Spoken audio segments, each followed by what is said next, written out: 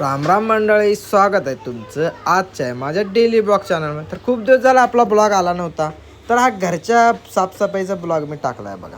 सगळ्यात अगोदर ही भांडी पडलेली तुम्हाला दाखवून घेतो आणि आमच्या साफसफाईला आमचा घरचा सुका पाटील पण तुम्हाला दाखवतो बघा. हे आहे आमचा घरचा सुका पाटील, 35 भाकऱ्याचा सुका पाटील.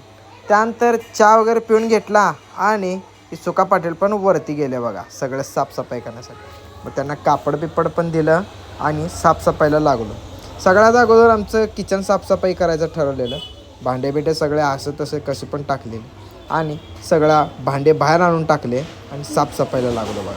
त्यानंतर आम्हाला बघता बघता मला हा आमचा तांब्या पण सापडला बघा. हे आमच्या आजोबांचा तांब्या आहे.